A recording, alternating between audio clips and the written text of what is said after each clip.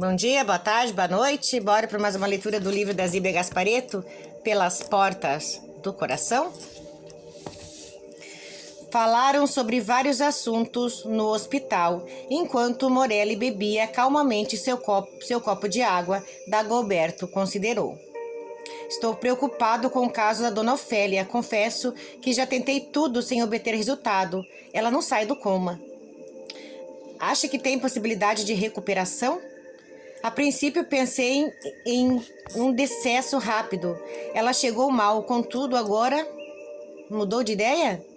Não estou tão seguro. Seu estado tem se mantido sem alterações. Gostaria de ver sua ficha. Posso mostrar-lhe amanhã. Em resumo, Dona Ofélia procurou-me há algum tempo, queixando-se de insônia, nervosismo, perturbações gástricas. Receitei alguns calmantes e solicitei os exames de praxe. À primeira vista, parecia-me um caso comum de distorção neurovegetativa. Contudo, uma semana depois, ela deu entrada no hospital em estado de coma, sem que pudéssemos encontrar a causa. E os exames? Mandei fazer todos, não revelaram nenhuma causa plausível. E a família? Ela mora com a filha solteira que trabalha para manter a casa. Ela não esclareceu muito. Ao chegar do trabalho, encontrou a mãe caída na sala. Ela deve ter se queixado, sentido alguma coisa. A filha disse que ela havia passado a noite sem dormir, sentia-se nervosa e deprimida. Não pressentiu o que ia acontecer. Morelli ficou pensativo por alguns instantes e depois disse: gostaria de examiná-la também, se me permitir, um caso verdadeiramente estranho. Aventei várias hipóteses, mas nenhuma se confirmou. Lá ia pedir para vê-la. Talvez você possa encontrar o fio da meada. Norma entrou na sala. O jantar está servido. Venham, por favor. Estavam sentados à mesa quando as duas moças desceram, cumprimentaram Morelli e deram um beijo no pai, e acomodaram-se. Clóvis atrasou-se e perguntou Dagoberto. Ele desculpou-se, não pôde esperar pelo jantar, tinha um compromisso. Dagoberto ia comentar, mas mudou de ideia. Não discutia assuntos de família na presença dos outros. Durante o jantar, a conversa decorreu agradável. Delicadamente, os dois evitaram falar de assuntos da profissão, preferindo trocar ideias com as moças sobre os estudos e a vida familiar.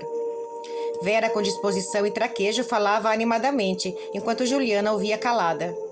Depois da sobremesa, Vera pediu licença para sair. Juliana foi para o quarto e os dois amigos dirigiram-se para a sala, onde Norma mandou servir café. Depois, pretextando o que fazer, deixou-os a sós. Ela sabia que eles gostavam de discutir seus assuntos. Assim, os dois à vontade prosseguiram conversando animadamente. Foram surpreendidos pela presença de Juliana. A moça entrou, rosto sério, e aproximou-se dos dois, que a olharam admirados. Seu olhar fixo parecia perdido em um ponto distante, como se estivesse hipnotizada. Juliana, o que foi? O que tem? Ela não pareceu tê-la ouvido. Continuou parada à sua frente, e o médico tomou-lhe a mão que estava gelada. Ela retirou-a com um gesto firme. Não se preocupe, disse. Está tudo bem. Os dois entreolharam-se sem saber o que fazer e Juliana sorriu. Vim para ajudar. Ofélia não vai morrer, não é sua hora. Ela precisa de alguém que a faça voltar ao corpo. Leve Juliana até lá e eu a trarei para a vida. Dagoberto abriu a boca, mas a voz não saiu. Juliana teria perdido a razão? Foi Morelli quem se aproximou da moça, dizendo: você diz que pode curá-la? Pode esclarecer-me de que forma? Ela tem um perseguidor, por isso tem medo de dormir, para não encontrar com ele quando sair do corpo. Ele a apavorou e ela saiu para fugir. Agora ele está ao lado do seu corpo no hospital e ela não volta de medo dele. É hora dela. Eu posso convencê-lo a ir embora. Assim, ela retomará o corpo e sairá do coma. Dagoberto estava pálido. Arrependia-se de não haver insistido com Norma para levar Juliana ao Bueno. Morelli, olhando fixamente para Juliana, tornou com voz conciliadora. Está bem, agora que já falou, pode ir. Vamos pensar no assunto. Juliana sorriu de novo e depois disse: não acreditam, é pena. Poupariam tempo e sofrimento para ela. Se não querem levar Juliana, peçam a outras pessoas, aquelas que, como ela, têm o dom de curar. Juliana virou as costas e saiu, dirigindo-se para seu quarto. Os dois a seguiram cautelosos. Ela começou, né? Claro que ela não vai lembrar ou vai ter vaga lembrança do espírito da Dora, que foi ali conversar com eles através da Juliana, tá? Quer dizer que quando a gente entra no coma, nada é por acaso, tá? O coma, ele serve para dois motivos.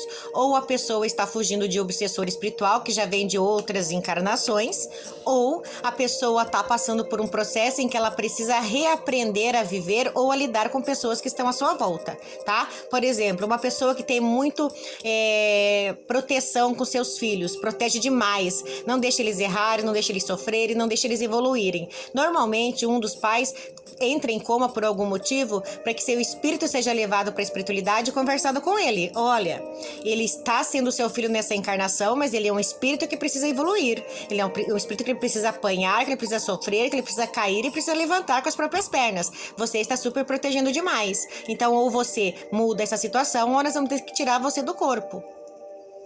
Tá? Porque os nossos filhos não são nossos, eles estão nossos filhos nessa encarnação, mas são espíritos que estão também em evolução na Terra, assim como nós. Então cabe a nós sim auxiliar, estarmos abertos para o caso deles precisarem de uma ajuda, de uma conversa, de um ombro amigo, de um dinheiro, mas a gente não pode resolver tudo por eles, tá? Então a maioria das vezes o coma serve para isso, tá? Para tirar um pouco aquele espírito em ação, conversar com ele, porque quando ele retornar ele tenha outras atitudes. É por isso que muitas pessoas que que entram em coma ou passaram pelo período de morte e voltaram de novo, elas mudam completamente a sua visão de vida, completamente. Elas se tornam outras pessoas, têm os novos gostos, elas querem buscar novos conhecimentos. Por quê?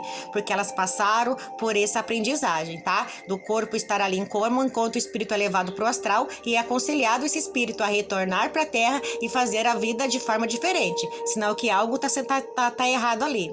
Mas no caso dessa paciente, ela tinha muitos inimigos espirituais, tá? Ela reencarnou, mas os inimigos espirituais dela não reencarnaram. E quando eles acharam ela, ficaram perseguindo ela espiritualmente, tá? Então, ela tinha medo de voltar pro corpo porque eles estavam ali, perseguindo ela. Então, tem vários motivos para uma pessoa entrar no coma. Não é necessariamente por uma doença, tá? Às vezes, é a espiritualidade atuando, ou a espiritualidade maior, ou a espiritualidade menor. Mas sempre tem a espiritualidade em ação quando alguém está em coma. Então, o coma não é por acaso, tá? Nem sempre é uma patologia. Poucas vezes é uma patologia, mas na maioria das vezes é espiritual.